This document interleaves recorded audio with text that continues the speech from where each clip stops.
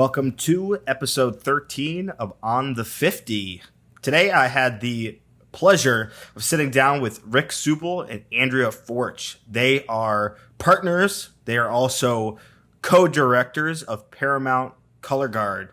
Paramount has both the Independent World and Independent Open Guards. I believe the Independent Open Guard actually won last year, and the World Guard won, I believe, 2 years ago. I worked with Rick and Andrea at the Crossman in 2015, and we have been at Crown together since 2017. They have been around the block in Color Guard, and they have worked with many, many elite ensembles, and they have established and now created an elite ensemble of their own in Paramount. I learned a lot just listening to them talk. They both have tremendous insight into how to run a group and create a culture that is a winning culture, both in terms of like actually winning, obviously, and also a culture that the students want to come back to and contribute to and just be cultivated within. And I think that was made very, very clear how they got to that point. Rick is this very creative mind. He has this just overflowing idea brain where he just constantly has new ideas, and it's honestly really impressive when you work with him. And Andrea is more of that type A, organized, kind of administratively minded person, and she also teaches, cleans, and that kind of thing. And they're just a badass duo in the color guard world, and I thought it would be super interesting to just listen to their thoughts on the activity, and it really was. And anyone that is interested in building a culture at any group, whether it's like a performing group or like a team sports group, whatever, like anything, doesn't matter. There's a lot of good insight in this, and for color guard people specifically, I think this is extremely mind opening. And I think also just for anybody involved in activity, there's a lot to take away from this. You don't really have to be a color guard person specifically, so enjoy.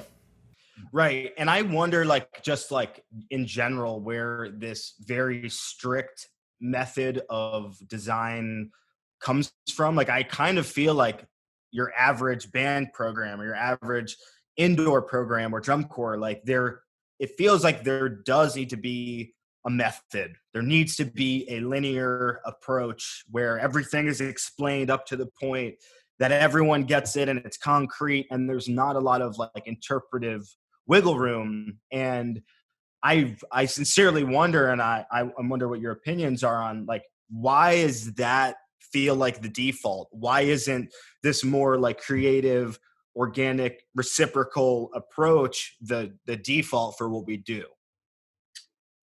I have my thought is just the experiences that we've had at Paramount. One is we only have to worry about the winter guard, in that moment. We're only moving the 40 members on the floor around and not 150 on a field or 300 on a field or whatever that might be. So I think Right. having, being a little bit more kind of separated off is helpful. But I also think that the team of people, that trust factor that you were talking about earlier, I think, having a team of people to trust to do an organic process is one thing, or just kind of knowing those strengths that there are people on the team that can work that way. I think, in working with band programs or, programs that moving a lot of different designers around and a lot of different students around, I think that's a little bit harder to be organic unless that team of designers or those creative people are on the same page to get to the end product. It's a lot more productive to have that, step by step, this is what we're doing, here's page one, note one, and everything lines up. And I think, a lot of time and planning is spent, planning, getting those things organized. For the most part, and I don't think it's a very common thing to have an organic process across the board in large scale things when you have a lot of different, instruments and around. I'm sure that it exists, but I think there's a lot of planning that goes into it. And I would say back up to even though there's an organic process at Paramount, it's not to say that there isn't months of planning that goes into beforehand, the storyboards or, going through all of the different ideas and the looks and the feels. There's already ideas there. It's not like Rick just walks into a gym and says, okay, what am I going to do? There's already a lot of planning in advance that is, discussion in advance. When we bring in a choreographer, when Michael Rosales comes in, before Michael comes in, there's, hours of conversation beforehand to say, this is what we want to do today. And he gets a lot done when he has a plan, and there is that conversation. So I think planning is not a bad thing. And maybe that's just coming from me, the logistic person. But it helps me a lot, and when Rick talks to me about, the creative parts of the show, a lot of times I have to go back to this document that he's created, and I need to go through and make sure that I'm clear, and this is the intent of this section before I go. As a technician, I go clean it, because I want to make sure I want to make sure that I clean it with the right intent in mind, the right style. If it's supposed to be an intense piece, I can't clean it with a light feel. I have to make sure that I'm cleaning it with an intense feel, and that's the look that's coming across. So I think that planning is still there. But I do think that it has to do with personnel and that are in the room and how comfortable they are to kind of work on the fly. I am not a work on the fly kind of person. It's not who I am, but but sometimes if Rick gets stuck, I might see what he's trying to do. If he gets it started, I might be able to help, kind of mold it and make it move faster. Or if something isn't quite right and I say, I know that I can get this to make it work. Can I have 5 minutes? Give me 5 minutes. Let me make this look a little bit better. And I think there's a little bit of that. So trust and communication, I guess, is what it comes down to. A lot of trust and communication, and the preparation goes into organic as well as it goes into something a little bit more prescribed. But I think it's all on processes, on what works well for the team of people at hand. I mean, every designer is different. Some people come from a very linear background and some people come from a nebulous background, and I just think, like, regardless of that, I think first it's identifying what's your style, what's your design style, and really capitalizing on those strengths. And Andrea mentioned there's a lot of planning. I think, the what we're trying to get it to do has to be well planned out. So every single person, every performer on the floor, every technician, every designer, they know what we want this section to do. Now, how we do that is some of that workshopping and some of that experimenting, because I may try a thing and John Escalante will say, I know what you're trying to do. Let me take it for a little bit and shape it this way, and that'll be the version that weekend. But, Jeff Sacktig might come in and be like, hey, I see what this is supposed to do. Let me play around with this and shape it a little bit. So when you say organic, it's almost like, it's like molding clay a little bit.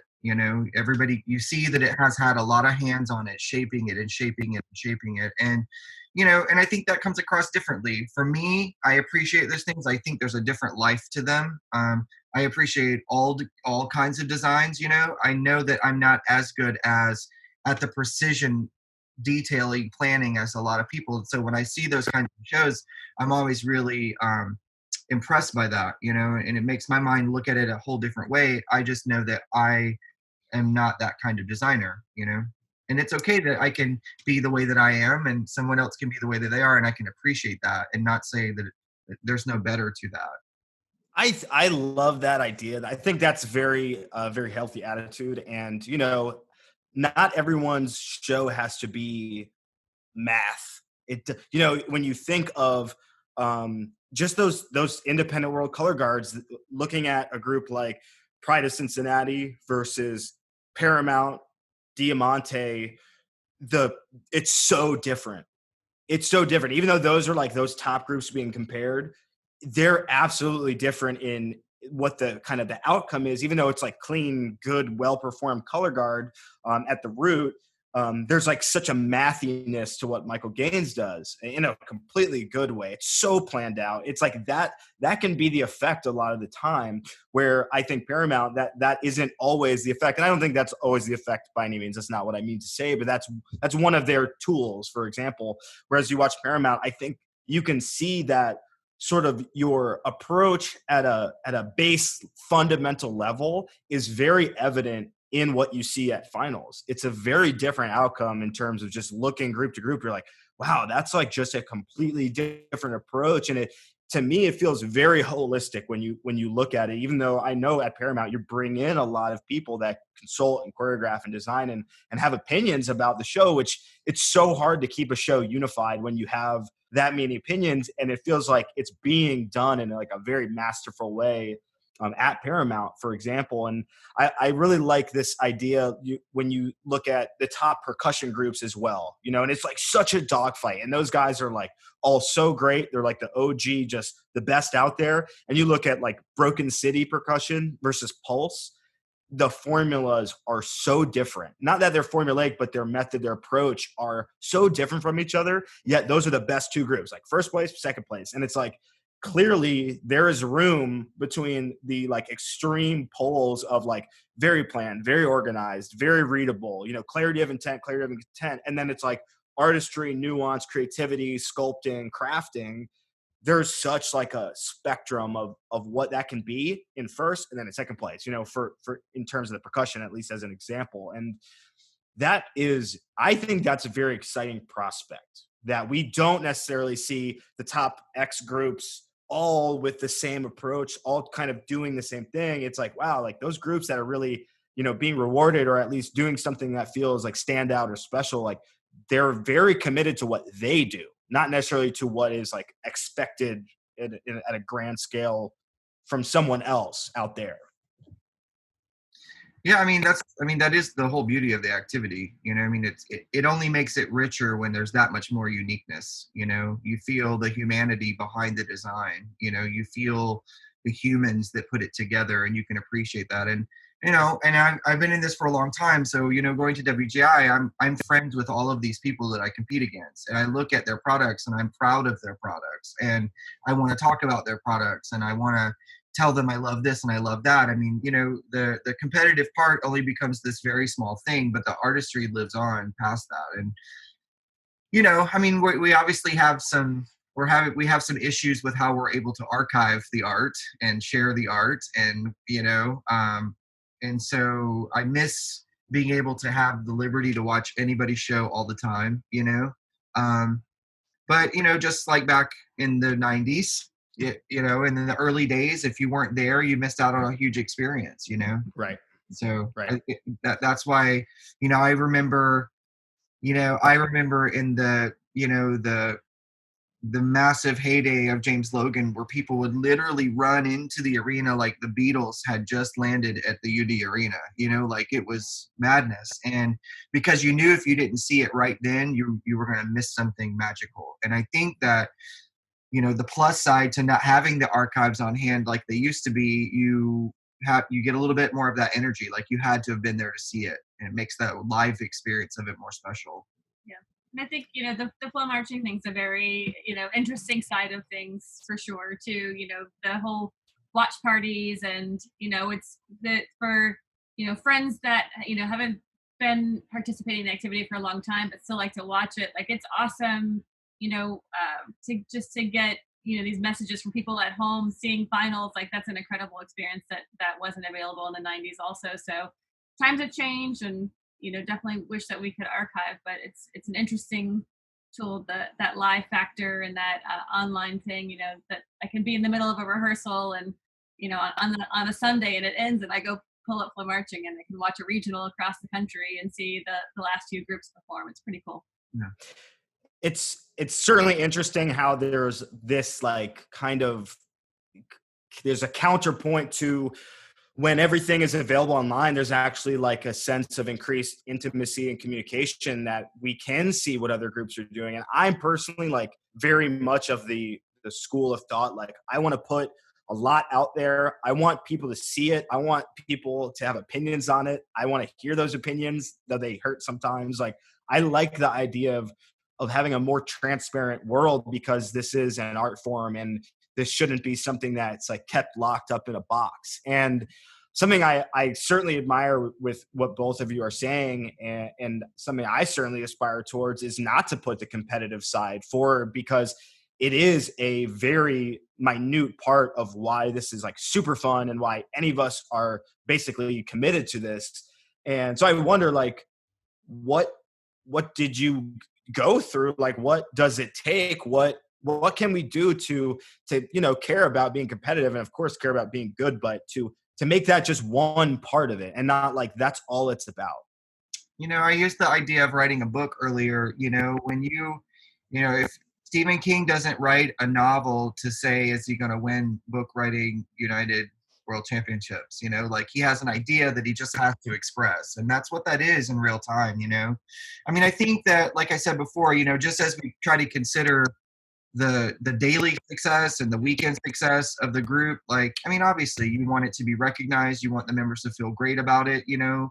You take there's a lot of detail that goes into what they look like, you know, the way their costumes fit, the whole, you know, the atmosphere of the design. And you know, you put a lot of care into that because you want it to be the very best thing, and you want to give them content that you feel really pushes their limits and that they love to perform. You want to, you know, you want to consider the performers. They're going to spend countless hours listening to that piece of music over and over and over again. So it's like, are we going to enjoy the spirit of what it feels like to work on this? And you take all those things into account first, and then you let the cards fall however they're going to fall. You know, it's always interesting to me that you don't know what everybody's going to do before they all debut, you know, and then you cross your fingers and you hope that people aren't necessarily doing the same things. And gosh, I hope no one's doing the same soundtrack we are, and you know, all those kinds of things. And I, you know, I always joke that I wish there was a forum where we could talk like back in November and say, hey, what are you doing? What are you doing? Okay, cool. We're all different now. So at least to get that nerve out of the way. But you know, it's amazing how it ends up naturally kind of having that unique look about it without ever talking about that. And I think, again, that comes down to understanding what your preferences are and who you are as a designer, and doing things that really move you personally, that real deep authenticity. Because like, you know, you and I may listen to a lot of the same music on the surface, but when you get down to it, there may be certain things that really resonate with you that are very much like in a small compartment that you're like, I don't know if everybody would like this music that I listen to, you know. And I feel that way too. And you know, so in terms of design, I really try to get down into that little small box, because I feel like that's what naturally makes it not be the same, you know, because we could all grab from inspiration on the level, you know, but I spend a lot of time, you know, digging down the rabbit hole of researching things that I'm like, wow, I can't see anyone else pulling this one, you know, and I don't know what that means, but that's all you hope for in terms of like trying to, you know, feel authentic or do authentic things, is to do the, you know, the smallest part of your inspired soul, that real thing. And I think that's going to naturally, you know, make the groups feel unique. And everybody, I think, does that to some degree. I think, you know, you asked, you know, how do you not make it about the competitive? And I think there's that design aspect. There's also the performer aspect. You know, if we make it only about the final performance and that last show, then, you know, what are they, you know, then we negate the, you know, the days or months, you know, beforehand that they spend together, you know. And our first 4 years, we didn't make finals. That was a goal of ours. We wanted to make finals, but we didn't. That didn't mean that it wasn't a valuable experience and that it didn't hold value. You know, there were still lessons to be learned, but friendships to be gained, you know, experiences to be had. And I think for us, it was always that the whole season is a journey. It's not about the final end competitive result. It's just making sure that it's something that we can be proud of. And I think especially when in those years that we, you know, we knew we weren't making finals or we're really trying to push to make finals, then back to the video thing, but you know, it was always like we just want to be proud of that last performance that we can, the video that we watch, you know, forever of the season. We want to be proud of that. So, you know, I definitely think that we've always taken on that. It's about the journey, and the whole season is a journey, and that is inclusive for the students, their experiences, and that's inclusive for the designer. You know, that's their experience, and just making sure that it's a positive experience. Because if you spend every day being upset or negative or down or, you know, whatever, then that's not fun either. And we spend way too much time, and the students spend way too much money doing this activity to not have to walk away with a positive experience. Right. And it's almost like this misperception between that whole process from the audition all the way through the end versus like this thing that's perceived as like the final ranking, the medal process, the sub captions, you know, caption awards. Like those are very like buzzy things that I think as like maybe a person going into the activity or like getting started or even like starting to teach an activity, you're like very focused on these like kind of finite objects and these like titles and these labels.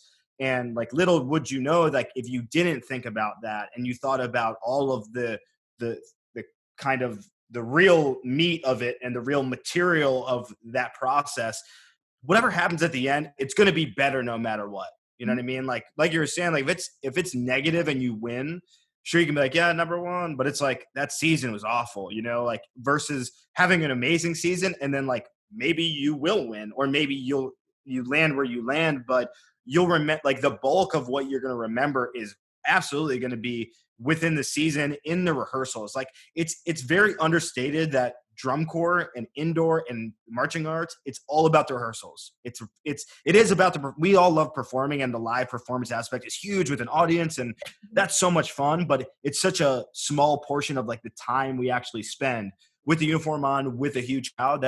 It's really like not a huge portion of the time we're actually spending versus like if you can figure out how to make this feel really good in a rehearsal setting, you're really getting all like those nuggets along the way. And like whatever's going to happen at the end, it's going to be better no matter what. It's not like it's going to be worse because you had a great positive experience, right? There's like so many things at play that decide like that ranking at the end, many of which are beyond anyone's control. So I just think it's like, I certainly never thought of like, wow, rehearsal is actually like the fun part of this when we're like sweating it out.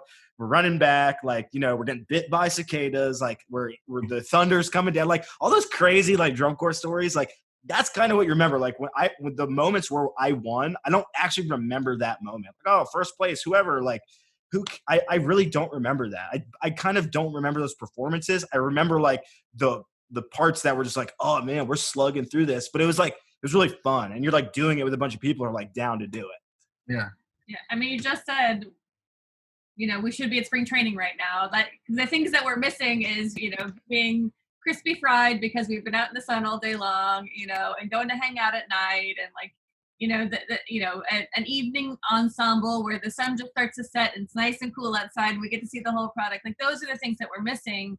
You know, I don't miss the specifically the very last day. That's just a culmination of all the things that we built up to get there. Yeah. Right. Well, I mean, and you know, for us specifically, you know, our main priority is creating a space that performers want to be a part of, that they enjoy their time, they feel respected, they feel valued, they feel part of it, and you know, it's not a me thing, it's a we thing, you know, all those kinds of things, but also it's a place that they can't imagine not coming back to, you know. And you know, if you're starting a group and you can get members to come back for 3, 4, 5, 6, 7, we might have an 8-year member this year. Like when you can create that kind of environment that people want to come to, you're going to find some kind of success down the road because you'll be wiser, they'll have experience, the process will be more gelled, you know, and keeping it together that way. You know, another thing that we really pride ourselves on too is that, you know, we do indoor, we do summer, not necessarily trying to encourage all of those performers to go to one singular place in the summer. You know, I love saying we have performers in all of the top 12 DCI corps, you know, but because I think for us, you know, our model is if we can create such a space at Paramount that they go to these other places and they learn other aspects about their talents and they tell all of their friends about this amazing experience, then they're going to bring back and it's going to continue to grow, you know, our program and our experience.